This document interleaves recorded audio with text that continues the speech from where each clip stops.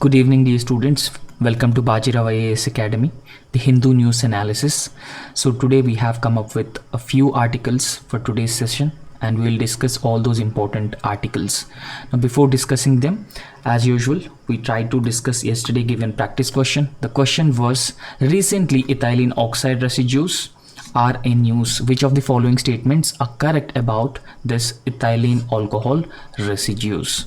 So the correct answer for this question is option A, pesticide residues in food items.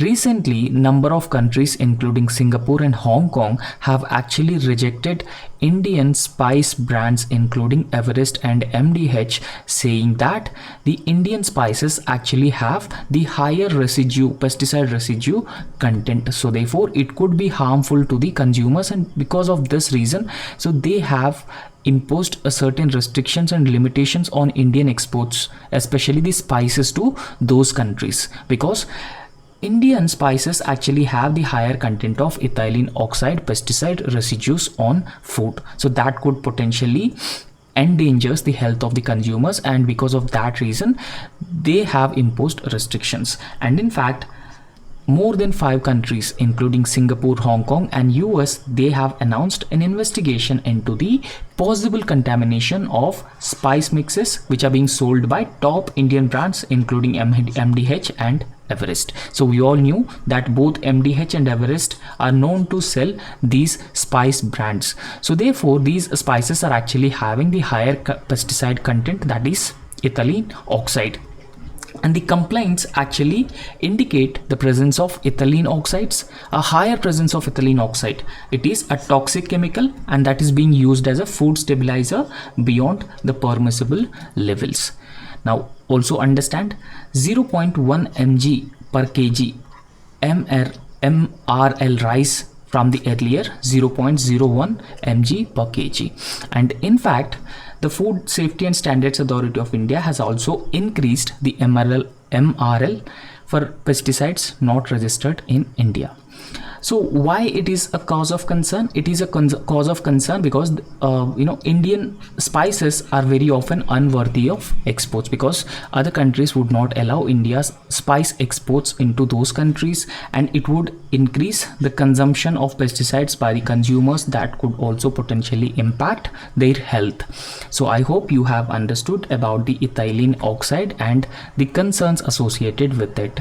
And today also I have a very important practice question for you. The question is, right to property under Article 300A, which is regularly in use in recent times, can be considered as which of the following types of right or rights? Now the options here are: option A, it is a fundamental right; option B, a constitutional right; option C, legal right; and option D, both fundamental right and legal right. So please answer this question. This is also a very important question, and it is there is a high probability that this question may be asked in your examination also. So try to answer this question in the comment section, and I'll be providing you the correct answer in tomorrow's class. Now one by one, let's try to discuss all important articles. Now we'll start this discussion with the first important article, that is, the Supreme Court limits the Enforcement Directorate's power to arrest the Prevention of Money Laundering Act accused. We all knew that in recent times the Enforcement Directorate arrests and activism has been significantly increased, and in fact the Prevention of Money Laundering Act arrests under this particular legislation are being made by the Enforcement Directorate. So the cases which comes under the Prevention of Money Laundering Act are actually investigated by the Enforcement Directorate. Okay, so therefore the prevention of Supreme Court actually limits Enforcement Directorate's power to arrest the Prevention of Money Laundering Act accused. Okay, so now understand the context of this particular article. So the context is that Supreme Court on Thursday actually gave a fillip to right to personal liberty. Now we all knew that Article 21 of the Indian Constitution talks about the right to liberty. So how Supreme Court gave a fillip? Supreme Court actually further strengthening the right to personal liberty of individuals by holding that, by saying that a person who is summoned by the designated special court under the Prevention of Money Laundering Act. For example, even though the person is not arrested by the Enforcement Directorate, but the special court which has been dealing with the cases of Prevention of Money Laundering Act can actually summon a person to attend the special court, attend before the special court. So therefore the Supreme Court has actually holds that any person who is summoned to attend before a designated special court under this particular legislation, that is the Prevention of Money Laundering Act, is actually presumed to be not in custody. Okay, so he will not be in custody of the Enforcement Directorate. And even if Enforcement Directorate wanted to take him into the custody, then they have to apply separately for that, mentioning the conditions why they want the person's custody. Okay, so therefore the Supreme Court in this case actually said that any person who is attended before the special court is presumed not to be in custody and need not apply for the bail under the draconian conditions which are being posed by the anti-money laundering law. Now, what is this Prevention of Money Laundering Act? So this was a legislation which is being passed by the Parliament in the year 2002, right? So this Prevention of Money Laundering Act 2002 is an act passed by the Indian Parliament during the previous NDA government. So the objective of the Prevention of Money Laundering is to prevent the money laundering, and at the same time, so if there are any money laundering related instances or money laundering related cases, then it provides all essential, or it empowers the government to confiscate the property which is being derived from the money laundering, possible money laundering. Now, so we have anti-money laundering law. So that is, anti-prevention of money laundering law is known as anti-money laundering legislation. So the overall purpose and the overall objective of the anti-money laundering law or anti-money laundering rules is to actually help detect and report suspicious activity. So that suspicious activity including the predicate offenses to money laundering, terrorist financing, that including securities fraud and market manipulation. Now all these cases or all these frauds are actually comes under the Prevention of Money Laundering Act, and that can be investigated by the Enforcement Directorate under the draconian provisions of the Prevention of Money Laundering Act. So very simple. Now we also have the Code of Criminal Procedure, so just try to understand this as well. Now all the criminal cases in India, the serious criminal cases in India are tried under the Code of Criminal Procedure. Okay, so this is called as Criminal Procedure Code, and it is one of the main legislations in India on procedure for the administration of the substantive criminal law in India. And in fact, the Code of Criminal Procedure was enacted in 1973 and it came into force on 1st April 1974. Now understand, all substantive criminal proceedings or criminal cases comes under or tried under the Code of Criminal Procedure, and it is a main or key legislation. Now what exactly is this news? So why it is in news? So it is in news because of the Prevention of Money Laundering Act. So there were also criticism that the central government using certain agencies such as Enforcement Directorate and CBI are actually violating the individual liberty under Article 21 of the Indian Constitution.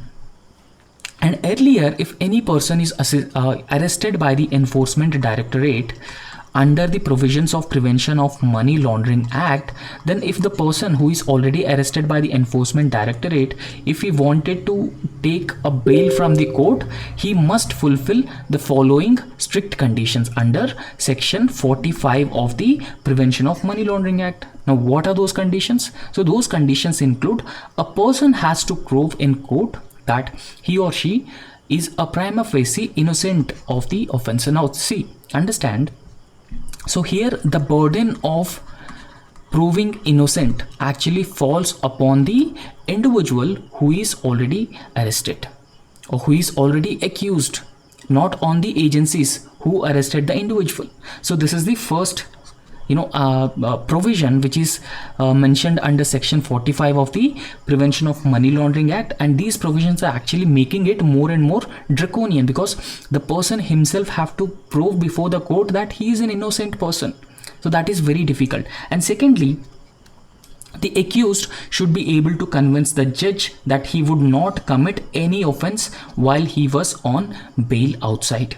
So in fact, these two provisions are very draconian in nature, almost impossible for a person who is arrested under the provisions of Prevention of Money Laundering Act to get a bail. And therefore, these twin conditions make it almost impossible for an accused person to get bail under the Prevention of Money Laundering Act. So that is the problem here. And in fact, the top court, that is the Supreme Court, actually said that Enforcement Directorate would have to separately apply for the custody of a person. Okay, so if Enforcement Directorate wanted to take a person under its custody, now Enforcement Directorate have to apply to the court for the custody of the person who actually appears in the court. Now earlier it was not the case. Okay, so therefore the agency would have to show a specific grounds that necessitated the custody of the individual, so thereby further strengthening the liberty of the individual. Now please understand, so under the Prevention of Money Laundering Act, so if any person who is called before the court, a special court, now he'll be considered as he is in the custody. But now, as per the Supreme Court judgment, that has been further giving importance or priority to Article 21, that is right to liberty, right to life and liberty of the individual. The Supreme Court judgment actually saying that any person who is called before the special court will not be considered as he is in custody, and the Enforcement Directorate have to apply separately if it wants to take the person into the custody, mentioning the reasons for his custody. Okay, so that is how Supreme Court has been further strengthened the individual liberty. So therefore the question of law in the case was whether an accused can apply for a bail under the regular provisions of the Code of Criminal Procedure, so under the Prevention of Money Laundering Act. Now, so if so, whether such bail plea would also have to satisfy the twin conditions imposed under section 45 of the Prevention of Money Laundering Act. So there are a lot of complex issues which are being involved into this. So it has been saying that, so when a person is applying for the bail under the Prevention of Money Laundering Act, whether he has to get bail through the Code of Criminal Procedure, and that is a little liberal compared to the Prevention of Money Laundering Act because of the twin conditions which are mentioned under section 45 of the Prevention of Money Laundering Act, making it almost impossible for an accused person to get bail. Okay, so this is how the money laundering actually takes place in different stages. First stage, there will be a placement stage, layering stage, integration of the black money into the formal economic system. Okay, so black money is being generated, and then black money, the very same black money, is entering into the formal economy as a white money. So that is the money laundering. And in order to curb the so the money laundering, the Prevention of Money Laundering Act was passed by the Parliament in the year 2002. However, there are concerns about the draconian nature of this Prevention of Money Laundering Act. Now, so the next very important article, this is an editorial on social media, how social media plays a most influential role in influencing Indian politics, especially in this age. Now the editorial is about politics actually served with concise social media content. Now how social media is actually impacting the politics in India. Now briefly understand the context of this article. Now we are living in a digital age, so no doubt about that, because a digital revolution has been taking place in a 21st century that we are living, especially in India. So therefore, we can see the convergence of communication and technology has given rise to a social media. Now, there are a number of social media platforms where individuals have been freely interacting with exchanging information, and also social media played a most instrumental and important role in empowering individuals through the sharing or exchanging information. Okay, so in fact, social media knows no geographical boundaries. It is true that the information can be freely exchanged between two persons, irrespective of the geographical boundaries, and this has also revolutionized the political engagement among the people. Now, so what is the impact of social media on Indian politics? So that is also very important. We have to understood this. Now, social media platforms are actually impacting Indian political landscapes also. Okay, so in recent context of in the context of Indian politics, the impact of social media can be considered as both profound and at the same time the far-reaching impact that it has been creating, particularly because of the revolutionized nature of the social media. Okay, so now, according to some data, analytics firm Social Blade, the infotainment creator Dhruv Rathi, so he gained around 2.5 million subscribers on YouTube in April alone. Okay, so in fact, he is known for making content which is very often anti-establishment. But the thing is that he is freely or openly expressing his opinions, his views, and that is the beauty of the democracy. Okay, so there were no restrictions and no curbs on this, a YouTuber, because he is free to express his views. So thereby, some people consider that he is strengthening the democracy, providing more information, empowering the citizens with the information. But on the other hand, there are also concerns or criticisms against this person. However, our view must be a balanced view against any political party or or any other thing that have been happening. So what are the positive impacts of social media on Indian politics or political landscapes? Now, first and foremost, positive impact of social media on Indian political landscape is there will be a direct engagement and the personal outreach or personalized outreach of individuals or political leaders with the people. Because if you can see in recent times what social media have been doing, social media is actually facilitating direct and unfiltered communication between the political leaders and the normal people. So now political leaders can directly propagate the policies with the public. So they can also explain the perspectives of the policies with the people and at the same time their visions as well. So in a way we can say that without any modification, without any filters, the political parties or the political leaders can directly communicate with the normal people. So that could further strengthen the democracy because the people can shape their opinions through the social media. Secondly, it also helps in democratization of information and participation of the people. Now, if you look at the social media, there are no restrictions, no curbs on the individuals with respect to social media, right? So therefore, social media actually plays a very important role in empowering citizens by providing them the diverse set of views. Okay, so now different streams of information are being available at the disposal of these citizens. So therefore, it could foster the political awareness and it will also enable individuals to form their own opinions. Now, this is also very important. Every individual should not be influenced by any one stream of content. He should get multiple streams of information and he should form his own opinions. Okay, so those are known as informed opinions or informed views of the people.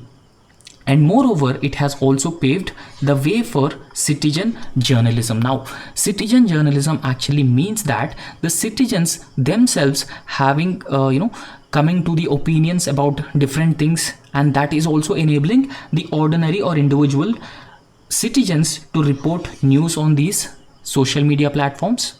and hold those people who are in power accountable, and that is very very important in any democracy. So these are some positive impacts of the social media and its role in politics. However, it is also being associated with the certain challenges as well. Now, what kind of a challenges it has been creating? First and foremost challenge is fake news and misinformation that is being spread by the social media about the politicians, political leaders, political parties. So that is first and foremost concern that we see here, because the proliferation of fake news and misinformation, especially in our age where the digital transformation or digital revolution has been taking place, so that actually poses a significant threat for the integrity of the political conversations. So this is absolutely true, because if government frames a policy and there was a lot of misinformation and fake news about the policy, and that creates the negative connotations or negative views on the policies. So therefore, the rapid sharing of the unverified content actually distorting the facts and even manipulating the public opinion, and that is not good for the healthy economy. And secondly, there is also a huge digital divide in India. Now, I'll explain what exactly is this digital divide. Now, digital divide actually means that there is a inequality between two different set of individuals who are living in urban areas or rural areas with respect to access to internet, with respect to access to digital devices. And few people who are living in the urban areas have access to internet, access to digital devices, and they also know how to use those devices. But on the other hand, it is not the case with the people who are living in the rural areas. And at the same time, there is also a digital divide existing between male and female. So that is one such challenge, so which has been creating a lot of problems in the digital age. So in fact, a lot of population in a country, so particularly rural areas and people who are from the marginalized communities, so they actually lack access to digital infrastructure. And at the same time, digital literacy is also a problem, and that has been further increasing the inequalities in the political participation, representation of people, and it has been undermining the democratic ideal of inclusivity. Now, what does inclusivity means? Everyone have got the representation, everyone have got equal representation, and everyone are actively participating in these political conversations, political landscapes. So that is how the digital divide has actually been aggravating or exacerbating the ideal of inclusivity, or impacting inclusivity. And after that, the unequal participation is also a challenge, because social media very often distorts the policymakers and the perceptions on public opinions, because these social media platforms tend to represent every walk of life. So they portray themselves as they represent every walk of life, but not everyone's voice is heard equally on these social media platforms. So that is also another major challenge. Now, in this case, what should be the way forward here? Okay, so the way forward is, first and foremost, we have to focus on increasing the media literacy among the people, or digital literacy should be the first focus area. So in order to do that, we significantly invest in media literacy programs to equip citizens with the critical thinking skills. And these critical thinking skills are very important and necessary to identify the fact from the fiction, and they will be able to identify what is misinformation and what is the genuine information. Okay, so therefore they could be able to navigate the digital landscape in a more responsible manner, and that is the that is the need of the hour as at present times, because everyone have to identify the fake news from the genuine news, and they should be able to navigate the digital landscape in a more responsible manner. And after that, the transparency and accountability aspect is also very very important, because the political parties and the social media platforms, so they must adopt themselves these transparency and accountability principles. So that could actually combat the misinformation, and that could also protect the user data and even uphold the ethical standards that are being followed. And after that, the regulation is very, very important, because now if you do not regulate the social media appropriately, adequately, so there are chances that the misinformation of fake news could actually spread. However, the regulation should not be done in an arbitrary manner. Rather, it should conform to the individual freedom of speech and expression. So therefore, in this context, policymakers must collaborate with the industry stakeholders to develop a robust regulatory framework here. Sorry.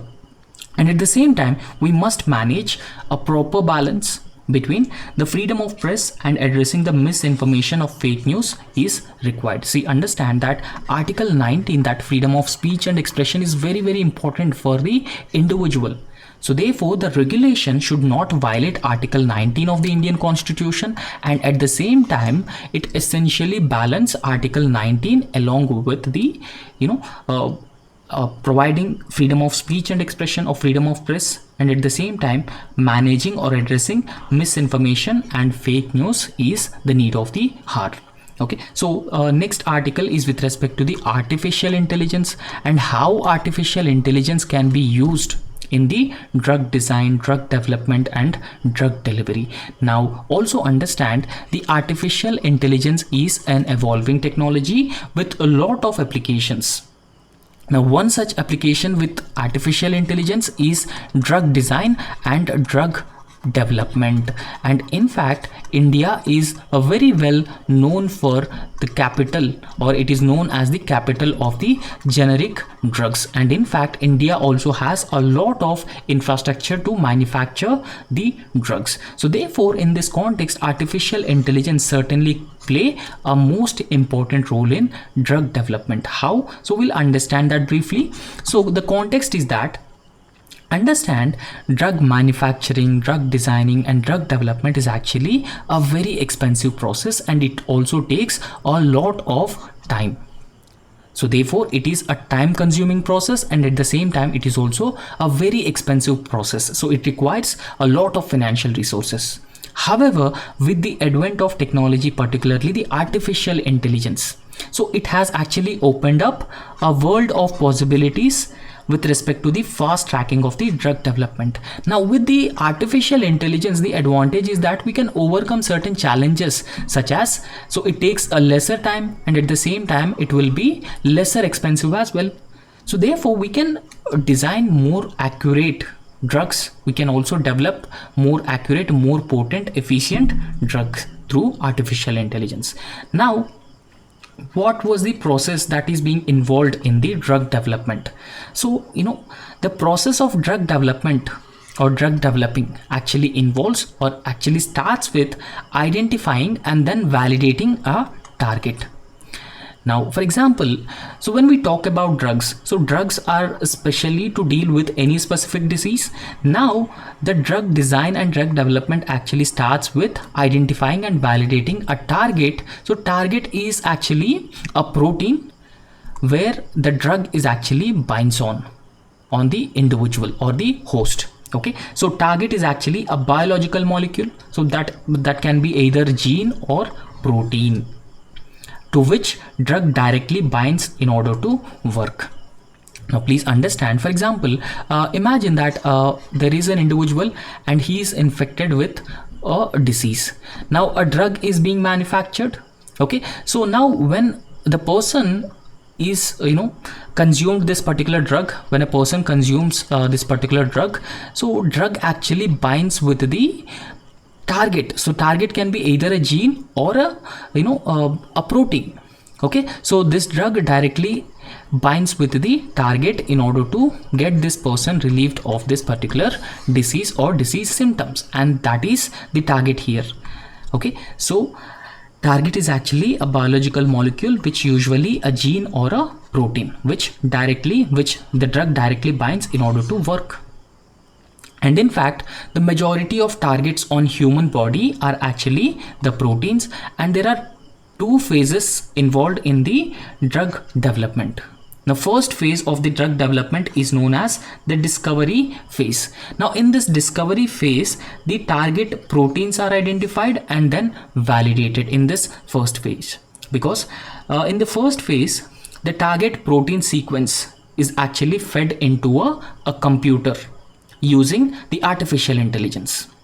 Now this protein sequence in the computer, which actually looks for the best fitting drug out of millions of library in the small molecules. Okay, so what would be the best fitting drug would be identified using artificial intelligence. Now the next step is that the computer actually uses the models to understand the sites where the drug can be bind, and at the same time this could also avoid the time consuming laboratory experiments. When we do this in laboratory conditions, so one thing is that they are very expensive, so they require the usage of expensive chemicals, and at the same time they are also very often time consuming, and at the same time they also use other expensive reagents and they have higher chances for the failure. Now when you are doing this continuously in a laboratory setting or laboratory conditions, when it has been continuously failing, it is actually considered as the time consuming process. It takes a lot of time, but artificial intelligence can do it in a very simple manner in a quick period of time. So that is the advantage of the artificial intelligence in drug development. So once the suitable protein target is identified and the drug is also identified, the research moves to the preclinical phase. So the second phase is the preclinical phase in the drug development. So in this preclinical phase, the potential drug candidates are actually tested outside the biological system. Now these drugs will not be directly administered to the individual, rather so these drugs are actually tested outside the biological system using cells in a laboratory condition or animals for the drug safety, drug potency and the toxicity, and this is known as the preclinical phase. And the third phase of drug development is clinical phase of drug development. Now in this clinical phase of drug development, a drug is actually tested on a small number of human patients. Okay, so there will be a small number of human patients for the clinical trials of this particular drug, so before being used on more patients for efficacy and the safety. And finally, drug undergoes a regulatory approval, marketing and post-marketing survey phases. Now this marketing and post-marketing survey is also very important, because we have to identify the side effects associated with the drug, because if you look at the recent vaccine, the COVID-19 vaccine, that is Covishield, manufactured by Oxford AstraZeneca, and in India Serum Institute of India supplied this vaccine, so it actually have these side effects. So therefore the post marketing survey phases are also very important to identify the potency, efficacy and at the same time this side effects of the drug or a vaccine. Now in this context, artificial intelligence, the use of artificial intelligence and in very same drug development. And in fact, it is said that the artificial intelligence actually has a lot of potential to revolutionize the target discovery and at the same time understand the drug target interaction by drastically cutting down the time, and it also increases the accuracy in prediction. Okay, so all these are advantages of using artificial intelligence in drug development, drug design, identifying target and also understanding the drug and the target interactions. So therefore, development of two artificial intelligence based prediction tools, so they are actually being developed earlier. So what are those artificial intelligence based prediction tools? So one was AlphaFold and second was Rose TTA Fold. Okay, so these AlphaFold and Rose TTA Fold are actually developed by researchers at DeepMind. It was a Google company and University of Washington DC respectively, and it has provided a major scientific breakthrough in the first 4 years in the area of computational and drug development. Now, in fact, these tools are being developed especially for the purpose of developing new drugs. Okay, so in fact, these tools actually uses the artificial intelligence, so therefore they can have the potential to develop new drugs with a lesser span of time, and at the same time they use a lesser amount of financial resources. That essentially means they are less expensive. So these tools are based on the deep neural networks. Okay, so drawbacks. So what are the major drawbacks with these artificial intelligence tools based drug development? So there are certain disadvantages. So these tools can at best provide up to 80% accuracy in predicting interactions. The accuracy comes down drastically for protein RNA interaction predictions. The second is the tools can only aid a single phase of drug development, okay, and target discovery and drug target interactions. Now in India, so what is the status of this artificial intelligence based drug development?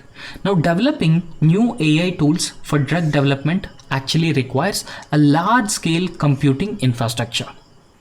Now that is the biggest disadvantage, or that is the one of the biggest challenge that India has been facing with respect to using artificial intelligence in the drug development. So it actually requires large scale computing infrastructure. Especially the computing infrastructure requires a fast graphics processing units, because these fast graphic processing units are actually more effective in running multiple tasks with longer sequences. Now this GPU chips, these graphic processing units are so expensive, and with newer and faster ones being produced by hardware makers every year.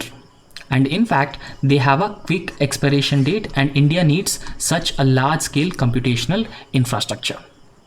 And the other problem is there is a lack of skilled artificial intelligence scientists in India. So there is we do not have enough artificial intelligence based manpower or scientists, unlike the countries like US and China, and that is another biggest advantage that we are facing.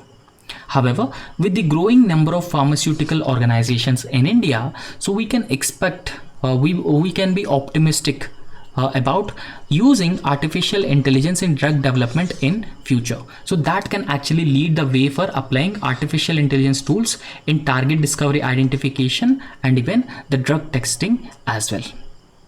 So the next important article is with respect to acquisition of the property by the state. So the article is about state cannot acquire the property without the proper procedure following, or without following the proper procedure. Now what is the context of this particular article? So the context is that recently Supreme Court took a significant step protecting the private property from the arbitrary state takeover. Now for example, imagine if you have a private property and the government taking over your private property in an arbitrary manner without following the proper procedure. Now here the proper procedure actually involves paying a fair compensation to you and before acquiring the land. But if the government, for the public interest, acquiring the land without following the proper procedure, that could be considered as unconstitutional by the Supreme Court. Okay, so this is what the Supreme Court has said. Okay, so protecting private property from the arbitrary state takeover for public purpose.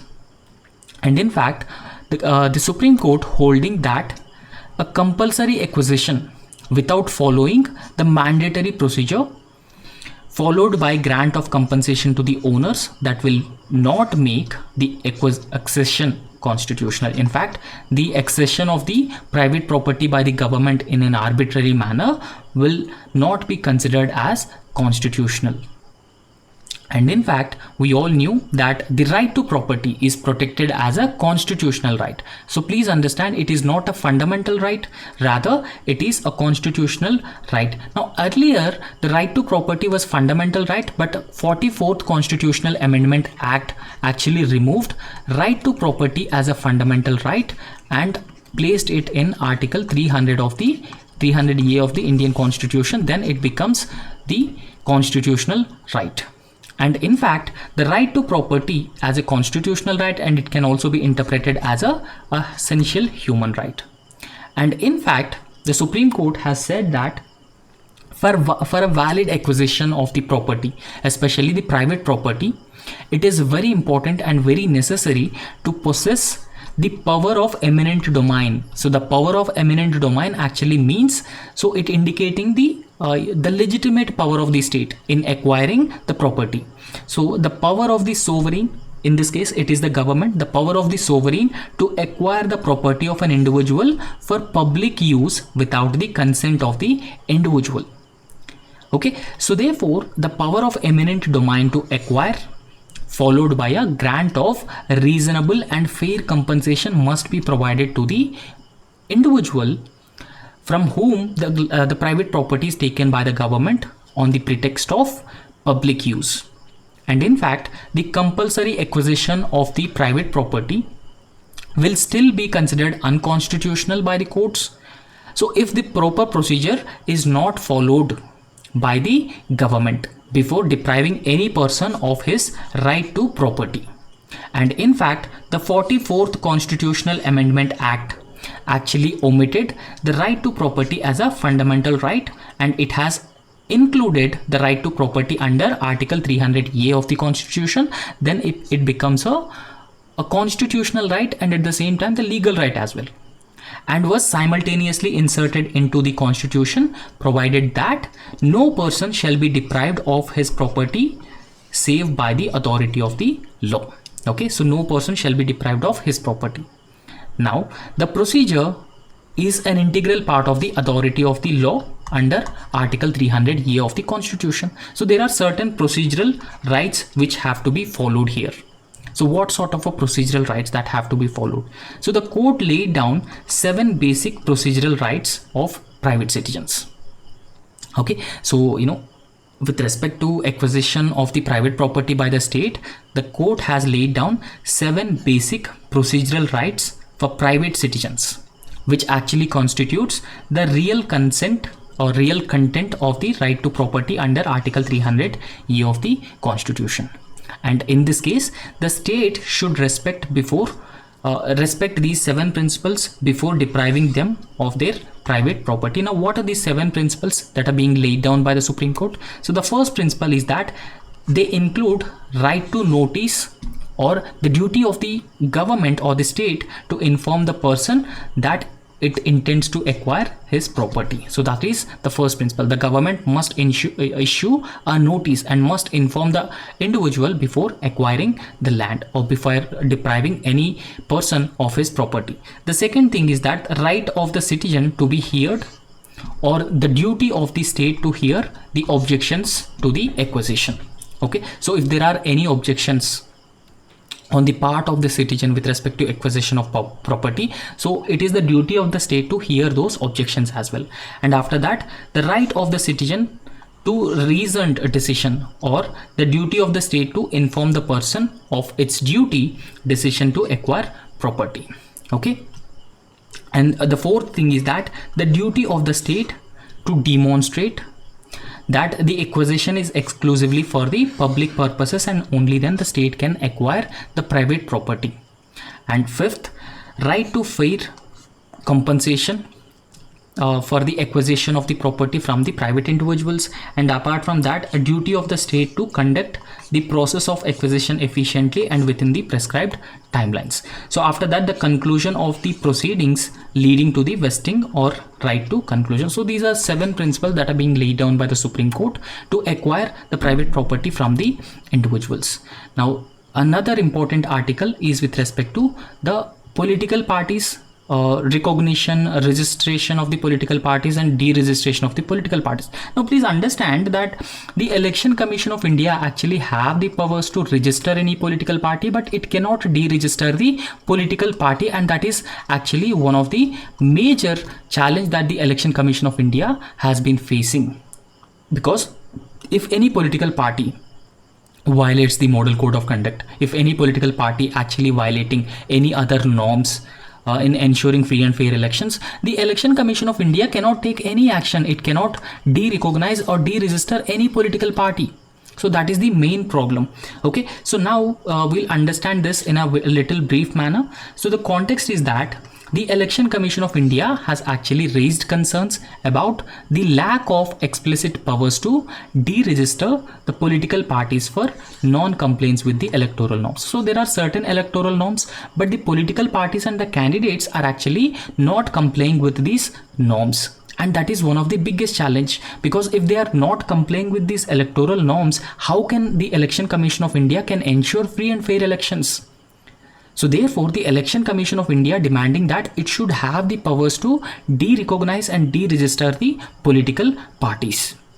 And in fact, this issue has been highlighting the challenges regarding the registration and recognition of political parties in India, and at the same time the need for stronger regulatory mechanisms to uphold the overall electoral integrity. Now in this image you can see that the national party, so any party can be recognized as a national party if it follows these conditions, and regional and state parties. So you just follow this, and it is also a very important criteria, because the Election Commission of India actually recognizes or register political parties with it, but it does not have the power to deregister, derecognize the political parties, and that is the problem here. And there are certain issues and concerns. So what are those issues? Now many registered but unrecognized political parties, because if any political party to be recognized, so it should get a certain minimum vote share. Okay, so all the political parties are registered, but they are not recognized parties, and they don't contest elections. So they don't contest elections, and this has been raising concerns about the potential misuse of the privileges by the political parties which are registered but not recognized by the Election Commission. Secondly, the Election Commission of India actually lacks the explicit powers, and because of that reason we can call Election Commission of India as toothless tiger.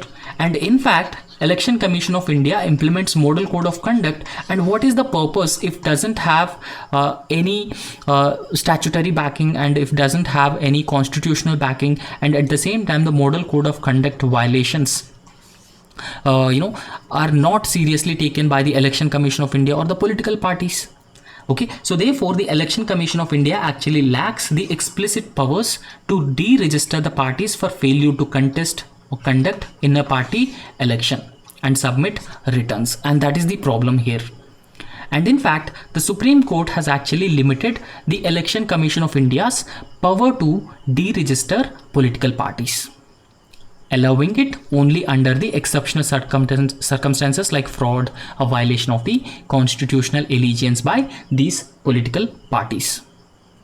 The parties not contesting elections may misuse tax exemptions and donations for illicit purposes. Okay, so that is the reason there are certain privileges which are being provided to these political parties, but the problem is that they are misusing these privileges by just simply registering themselves as a political party but not contesting elections. And in fact, in recent times we have also seen this Model Code of Conduct violations. This Model Code of Conduct is actually a guidelines which are being issued by the Election Commission of India.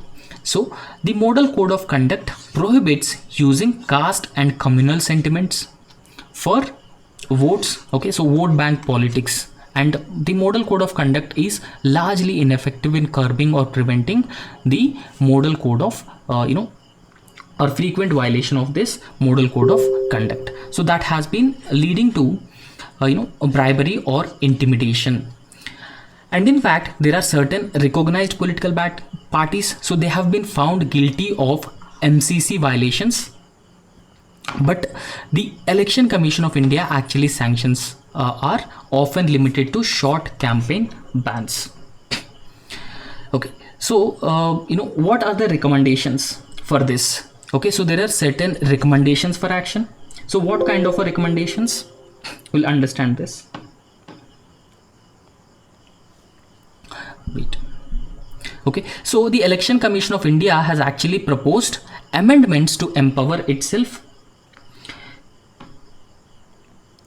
So amendments to empower itself to deregister parties, supported by, in fact, this recommendation was also supported by the Law Commission as well. The Law Commission suggested deregistration for parties failing to contest elections for the 10 consecutive years. And in fact, the Election Commission of India can suspend or withdraw recognition to parties under paragraph 16A of the Symbols Order for MCC violations, although this power is seldom used. Now, the Election Commission of India, briefly understand that Election Commission of India is a constitutional body, and that was established through Article 324 of the Constitution, and it is having the responsibility of conducting free and fair elections in India, and it is headed by the Chief Election Commissioner, and it consists of 2 other election commissioners. Okay, so that's all in this lecture, and thank you so much. Please subscribe to our YouTube channel and also hit the like button. Okay, thank you.